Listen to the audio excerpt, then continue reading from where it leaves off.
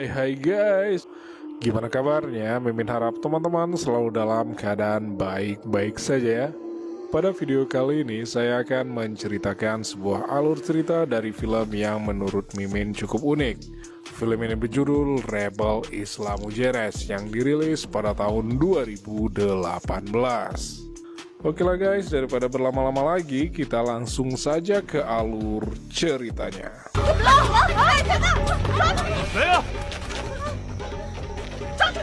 Cerita bermula dengan banyaknya rumor yang beredar bahwa di Pasifik Selatan ada sebuah pulau misterius, di mana seluruh penduduknya adalah wanita, dan orang-orang menyebutnya sebagai Pulau Perawan, yang dipercaya bahwa wanita penghuni pulau tersebut memiliki benih ajaib yang menyebabkan mereka bisa menua 10 kali lebih lambat dari manusia normal pada umumnya.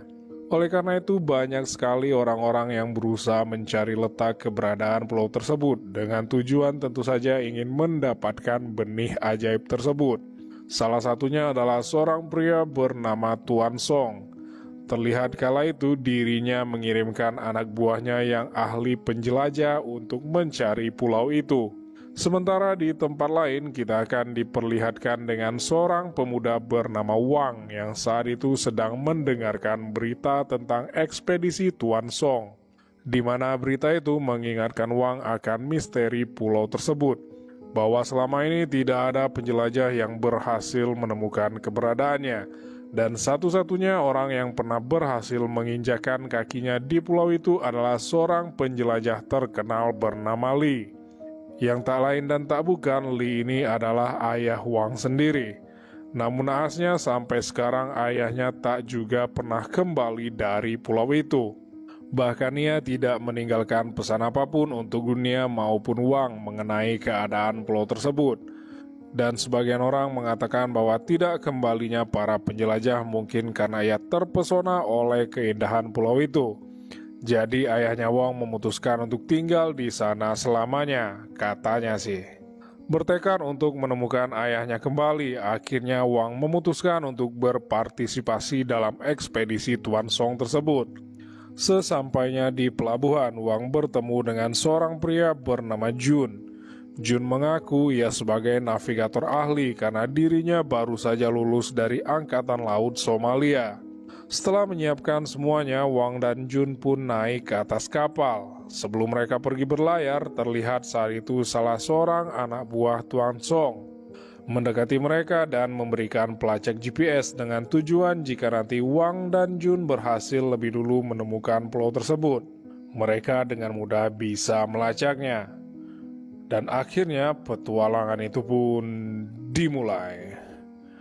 Awalnya Wang dan Jun sangat bersemangat bahwa mereka akan berhasil menemukan pulau itu. Namun setelah 2 bulan mengembara di atas laut tanpa hasil, kini mereka menjadi pesimis.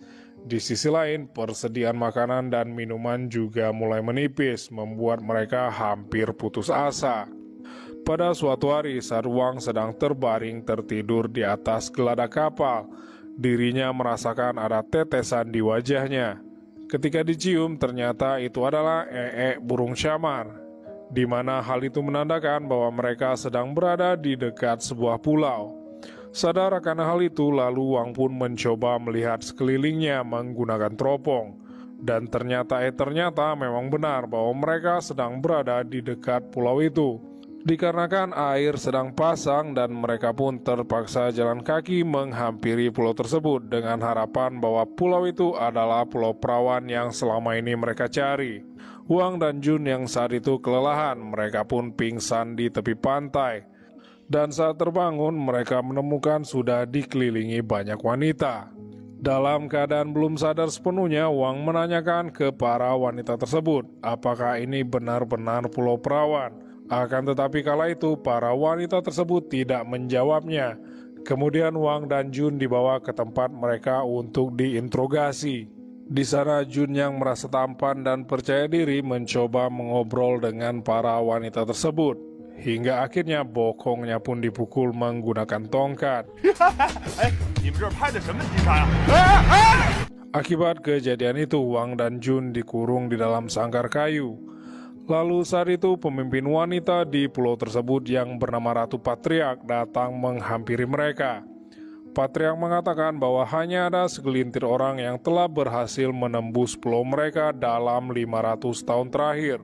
Dan semua-semuanya itu adalah penjelajah yang kawakan. Mendengar itu tentu saja mereka tidak percaya bahwa para wanita tersebut telah tinggal di pulau itu dengan waktu yang cukup lama. Dengan bercanda, Jun menanyakan apakah benar mereka ini hidup abadi. Namun saat itu, Patriark dan anak buahnya tidak menjawab dan malah pergi meninggalkan mereka. Selepas Ratu Patriark dan anak buahnya pergi, Wang mengeluarkan pisau dan berniat untuk melarikan diri. Malam harinya mereka pun menjalankan rencana tersebut. Setelah berhasil keluar, Wang memutuskan untuk memeriksa suku tersebut untuk mencari petunjuk keberadaan ayahnya. Sementara saat itu Jun pergi ke hutan mencari jalan keluar untuk kabur. Di sisi lain, Wang yang sudah sampai masuk ke salah satu gubuk, sedangkan Jun yang sudah sampai juga di hutan, dirinya akhirnya termakan jebakan yang dibuat oleh para wanita itu.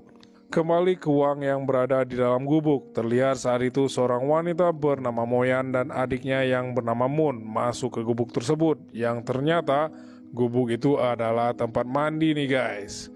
Ketika Moyan sedang mandi, Wang mencoba menyelinap keluar dari gubuk tersebut. Akan tetapi sialnya Wang ketahuan oleh Moon, lalu Wang pun mencoba menjawabnya dengan permen. Namun Moon malah berteriak memberitahukan kepada yang lain, membuat Wang kabur ketakutan. Dalam aksi kejar-kejaran tersebut, Wang berusaha untuk menakut-nakuti mereka. Namun sayangnya ia kembali berhasil ditangkap. Di sana Patriark mengatakan bahwa kabur dari penjara adalah dosa dalam budaya mereka, dan barang siapa yang berani mencoba menyerang mereka, maka orang tersebut akan dihukum metong, alias dimatikan nih guys. Dalam keadaan semacam itu, Jun yang sudah babak belur datang ke tempat tersebut untuk menyelamatkan Wang, sambil menakut-nakuti mereka dengan mengatakan bahwa dirinya adalah seorang prajurit terlatih yang pandai berkelahi. Mendengar hal itu, semua wanita yang ada di tempat tersebut tidak mempercayainya. Bahkan akhirnya mereka memukul wajah Jun hingga babak belur lagi. Kemudian di sana Ratu Patriark juga mengatakan jika salah satu wanita yang ada di pulau tersebut sudah dilihat oleh seorang pria dalam keadaan tidak memakai pakaian, itu akan menjadikan wanita tersebut berubah menjadi jelek. Disebabkan hal itulah Ratu Patriark memutuskan untuk menghukum Koit, Wang dan juga Jun, karena tanpa sengaja Wang sudah melihat Moon yang tidak mengenakan apa-apa. Sebelum mempersiapkan upacara hukuman metong, di sana Ratu Patriark mengatakan bahwa dirinya ingin tahu apa tujuan mereka ke sana. Wang pun menjawab bahwa dirinya sedang mencari ayahnya yang datang ke pulau itu 10 tahun yang lalu. Mendengar hal itu, Ratu Patriark merasa terkejut. Patriark mengungkapkan bahwa dirinya telah bertemu dengan ayah Wang. Akan tetapi sekarang ia menghilang, dan jika Patriark berhasil menemukannya, dirinya akan menghabisi ayah Wang tersebut. Usai mengatakan hal itu, Ratu pun menyuruh anak buahnya untuk memanggang Wang dan Jun di bawah pohon suci. Melihat dirinya akan dihukum mati, spontan Jun pun meminta untuk dibebaskan karena dirinya bukan orang yang melihat-lihat ketika sedang mandi. Akan tetapi sialnya usaha pembelaan diri Jun ditolak. Kemudian saat itu para wanita tersebut mempersiapkan panggangan untuk Wang dan juga Jun. Sementara Wang dan Jun dimasukkan ke sebuah tong raksasa. Tak lama kemudian Buyan datang menyerang Wang karena Wang sudah berani mengintip dirinya.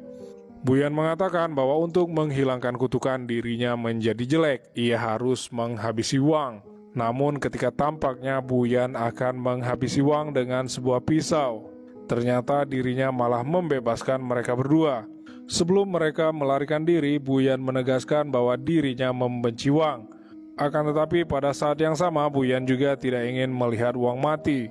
Namun saat akan kabur berlari ke hutan, mereka pun kembali terjebak dan kembali ditangkap. Aduh, putar-putar sini aja nih. Pada keesokan harinya mereka kembali diikat di depan pohon keramat. Terlihat di sana para wanita tersebut menyiapkan berbagai jenis bahan dan menyalakan api untuk memanggang mereka berdua. Akan tetapi sebelum acara tersebut dimulai, tiba-tiba seorang perempuan bernama Ji datang dan memberitahukan bahwa seorang wanita bernama Junghua tenggelam di laut. Dan ketika para wanita tersebut pergi ke pantai, Wang dan Jun memanfaatkan kesempatan tersebut dengan membakar tali yang mengikat mereka. Kemudian mereka tentu saja berlari sekejang-kencangnya kabur dari tempat tersebut. Setibanya di pantai, Wang berubah pikiran dan mengajak Jun membantu mereka menyelamatkan Junhua. Mendengar itu, Jun pun menyetujuinya. Setelah membawanya ke pantai, Jun berusaha sebisa mungkin untuk menyadarkan Junhua dan usahanya tidak sia-sia. Tentu saja hal itu membuat para wanita di pulau tersebut merasa kagum kepada Jun. Kemudian saat itu Wang dan Jun kembali dihadapkan ke ratu mereka. Dan di saat itu Junhua meminta kepada Ratu Patriark agar memaafkan kesalahan Wang dan juga Jun karena mereka telah menyelamatkan hidupnya. Dan ketika Ratu Patriark hendak memaafkan mereka, tiba-tiba seorang wanita bernama Liang datang, memberitahukan bahwa pohon suci mereka terbakar.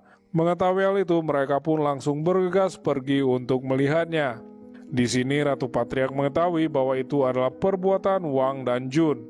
Karena hal tersebut, Ratu Patriark yang awalnya hendak memaafkan mereka pun langsung memutuskan untuk memanggang mereka lagi. Namun Buyan dan Junhua menyarankan agar Ratu Patriark memberikan kesempatan terakhir kepada Jun dan Wang. Hingga akhirnya Ratu Patriark pun memberikan waktu 3 bulan kepada mereka berdua untuk memulihkan pohon tersebut. Namun jika setelah 3 bulan pohon tersebut tidak hidup kembali, maka Ratu Patriark tidak segan-segan akan menghabisi mereka berdua. Pada keesokan harinya, Wang dan Jun pun mulai menyiram pohon tersebut. Seiring berjalannya waktu, Wang dan Jun pun akhirnya menjadi dekat dengan para wanita di pulau tersebut. Selain itu juga, Wang dan Jun mengajari para wanita tersebut menanam sayuran. Demi menarik perhatian Junhua, setiap harinya Jun selalu membawakan bunga dan durian untuknya. Hal itu membuat Junhua mulai menyukai Jun. Pada suatu hari ketika Wang sedang mencoba menemukan sinyal GPS-nya, dirinya melihat seekor ular besar bersembunyi di belakang Buyan. Melihat hal tersebut, spontan Wang pun langsung bereaksi dan menyelamatkannya. Saat keduanya tengah berbaring sambil tersenyum, kemudian Buyan mengungkapkan bahwa ular itu sebenarnya adalah hewan peliharaannya. 2 bulan kemudian, Wang dan Jun merasa bahagia disebabkan pohon suci tersebut kembali tumbuh dan bertunas. Malamnya Wang dan Jun pun beserta semua wanita penduduk pulau tersebut merayakan pesta atas kembalinya tumbuh pohon suci tersebut. Pada malam itu sambil memandang Muyan yang sedang menari, Wang mengatakan dalam hatinya bahwa dirinya merasa beruntung telah bertemu dengan Muyan. Bahkan saat itu Wang berjanji akan melindungi Buyan dan sukunya dari orang-orang jahat. Beberapa hari kemudian Muyan kembali mendekati Wang dan memberitahu tentang sejarah suku mereka, bahwa dulu kala ada suku yang semua penduduknya perempuan dan suku tersebut dikenal sebagai suku penyihir, di mana mereka direproduksi dengan partenogenesis. Mereka adalah suku yang paling dekat dengan alam. Di antara manusia primitif lain yang bertanggung jawab menjaga benih, Muyan yang berisi rahasia kehidupan dan misi mereka adalah untuk melindungi keseimbangan antara alam dan kehidupan. Namun seiring berkembangnya pemukiman manusia, rasa haus mereka untuk membunuh semakin meningkat, sehingga pada suatu hari akhirnya mereka mengetahui tentang benih tersebut. Karena hal itu, pemburuan seperti genosida dilakukan terhadap suku penyihir. Untuk melindungi benih tersebut, kepala suku memberikan benih itu kepada wanita termuda di suku tersebut dan memintanya untuk melarikan diri sejauh mungkin agar benih tersebut tidak jatuh ke tangan orang-orang jahat. Sebelum kabur, gadis itu melihat seluruh keluarganya dihabisi. Sesampainya di pulau terpencil, gadis tersebut melihat benih yang dibawanya mulai bertunas di mana-mana, sehingga pulau yang awalnya tak berpenghuni itu pun lama-lama berangsur menjadi penuh kehidupan, membuat suku penyihir yang tersisa berdatangan ke pulau tersebut. Kemudian mengatakan bahwa gadis yang diceritakan itu tak lain adalah Ratu Patriark, dan mereka semua yang ada di pulau tersebut adalah keturunan suku penyihir. Pada keesokan harinya, Muyan membawa Wang pergi ke tempat terakhir kalinya dirinya melihat ayah Wang. Di sana Wang menemukan jurnal lama ayahnya, yang mana di jurnal tersebut Li telah menuliskan bahwa penduduk wanita pulau ini semuanya sangat baik, dan ia sengaja tidak pernah kembali karena takut rahasia kehidupan penduduk wanita di pulau ini dihancurkan oleh orang-orang modern yang biadab dan serakah.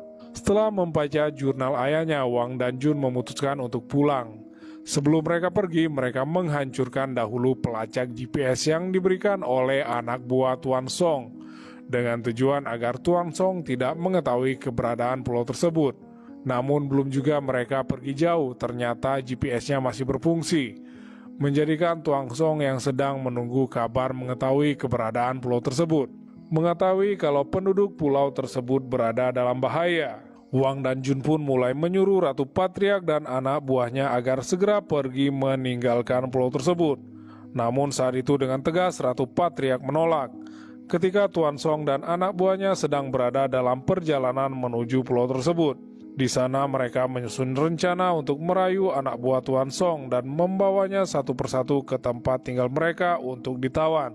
Tak lama kemudian Tuan Song dan anak buahnya pun sampai di pulau tersebut, di mana kala itu dirinya menyuruh 4 anak buahnya agar turun memeriksa keadaan pulau tersebut.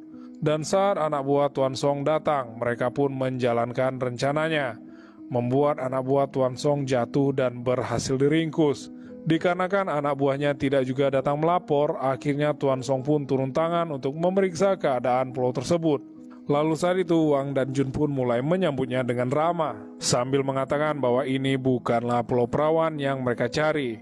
Akan tetapi Tuan Song bukanlah orang yang bodoh. Lalu dirinya menyuruh anak buahnya agar mengikat para wanita penduduk pulau tersebut.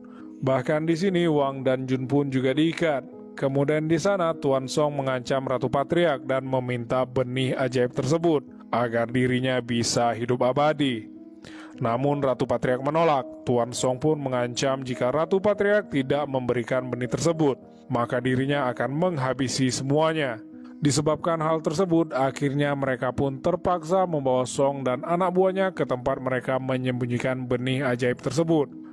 Dan ketika hampir sampai, Junhua merobohkan salah satu anak buah Song. Hal tersebut menjadikan yang lainnya berani melawan dan membuat Tuan Song kabur. Tuan Song pun akhirnya membawa kabur Wang sambil mengikatkan bom di tubuhnya. Setibanya di tepi pantai, Song mengancam jika Wang tidak mau memberitahukan rahasia hidup abadi penduduk wanita pulau itu, maka dirinya akan meledakkan bom yang ada di tubuh Wang tersebut. Ketika Song sedang mengancam Wang, Jun beserta para penduduk wanita pulau tersebut datang dan melumpuhkan Song. Sebelum Song berhasil dilumpuhkan, dirinya ternyata berhasil mengaktifkan bom tersebut.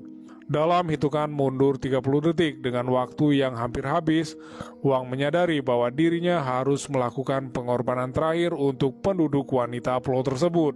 Kemudian dirinya pun berlari ke laut. Saat berlari ke tengah laut, Wang memiliki banyak pemikiran di benaknya. Setelah semua pengalaman yang dimilikinya dengan penduduk wanita pulau tersebut, hingga akhirnya di sini Wang mengerti bahwa misi mereka adalah untuk melindungi keseimbangan antara alam dan kehidupan. Dan sekarang Wang juga memahami pengorbanan yang dilakukan ayahnya kala itu. Ketika bom itu meleduk, Buyan yang ada di tepi pantai menjerit menangis histeris karena dirinya sangat mencintai Wang. Begitu juga dengan yang lain, mereka benar-benar merasa sedih atas meninggalnya Wang. Selang beberapa menit, kita akan diperlihatkan dengan Wang yang terbaring di tepi pantai dalam keadaan masih hidup. Tampaknya keajaiban di pulau tersebut telah membangkitkannya kembali. Disebabkan Wang rela berkorban untuk penduduk pulau tersebut tanpa pamrih. Dan akhirnya Wang hidup di pulau tersebut dan mempunyai istri yang banyak, hingga tiada hari yang dilaluinya tanpa adu gabrut. Dan film pun